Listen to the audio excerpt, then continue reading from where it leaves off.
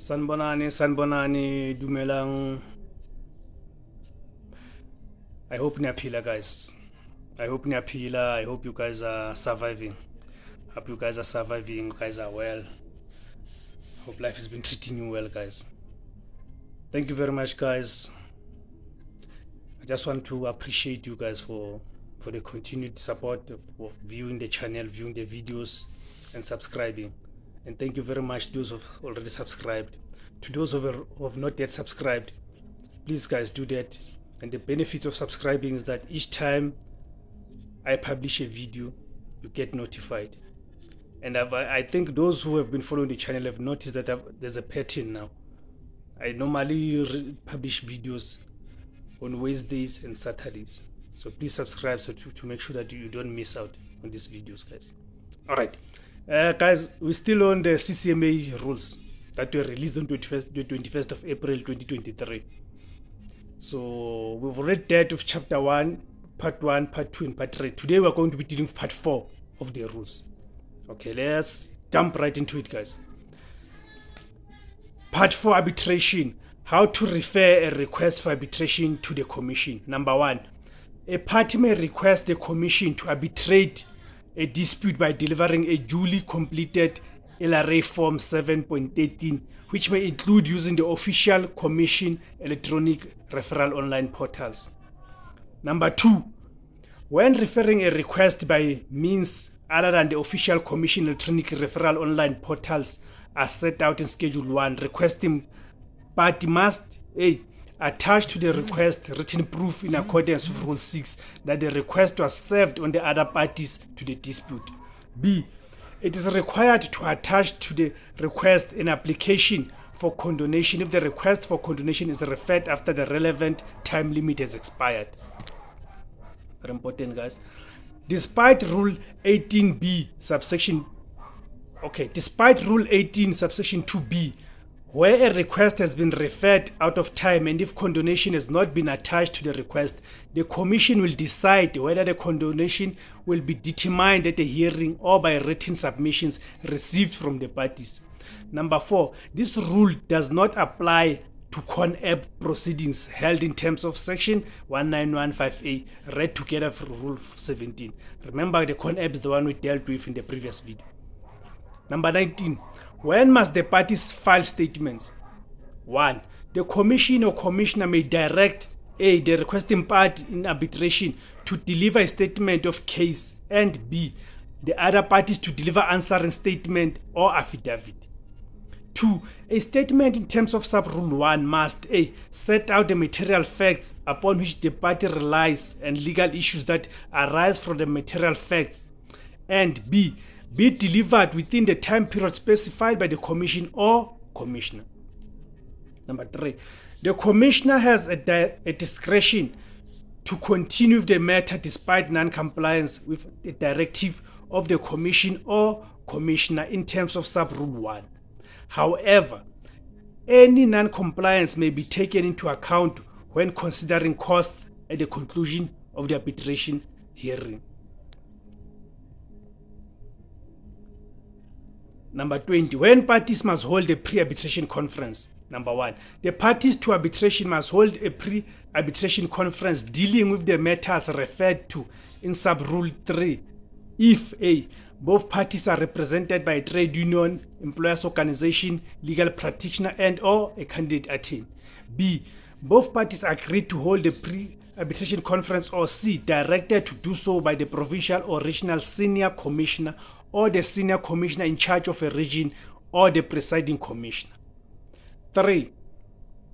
In the pre-arbitration, number 2, a pre-arbitration conference convened in terms of Sub-Rule 1A and B must be convened at least 14 days prior to the date of the scheduled arbitration. 3. In a pre-arbitration conference, the parties must attempt to reach consensus on the following: A. any means by which the dispute may be settled. B. facts that are agreed between the parties. C. facts that are in dispute. D. the issues that the commission is required to decide. E. the precise relief claimed, and if compensation is claimed, the amount of the compensation and how it is calculated. F, the sharing and experience of relevant documents. F, let's just go back to F. The sharing and exchange of relevant documents and the preparation of a bundle of documents in chronological order with the page numbered. G, the manner in which the documentary evidence is to be dealt with, including any agreement or the status of the documents and whether documents or parts of the documents will serve as evidence of what they appear to be. H, whether evidence on affidavit will be admitted with or without the right of any party to cross-examine the person who made the affidavit. I, which party must begin? J, the necessity for any on-the-spot inspection. K, securing the presence at the commission of any witnesses. I, the resolution of any preliminary points that are intended to be taken. M, the exchange of witness statements. N, expect evidence. O, any other means by which the proceedings may be shortened. P, an estimate of the time required for the hearing. Q, the right of representation, and R, whether an interpreter is required and if so, for how long and for which languages. Number 4, unless a dispute is settled, the parties must draw up and sign a minute setting out the facts on which the parties agree or disagree. Number 5, a minute in terms of sub-rule 4 may also deal with any other matter listed in sub-rule 3. Number 6, the referring party must ensure that a copy of their pre-arbitration conference minute is delivered to the appointed commissioner 7 days prior to the date scheduled for the arbitration. Number 7, the commissioner may, after receiving a pre-arbitration minute, A, direct the parties to hold a further pre-arbitration conference and or B, issue any other directive to the parties concerning the conduct of the arbitration, including rescheduling the matter for hearing on another date. Number 8, the commissioner has a discretion to continue for the matter despite non-compliance with the directive in terms of sub-rule 1 or the provisions of sub-rule 4, 5, and or 6. However, any non-compliance may be taken into account when considering costs at the conclusion of the arbitration hearing. Number 21, when must the commission notify parties of an arbitration? The commission must notify the parties in writing of an arbitration hearing at least 21 days prior to the scheduled date, unless the parties agree to a shorter period or reasonable circumstances require a shorter period. If a notification is sent by registered mail only, an additional 7 days must be allowed. 22.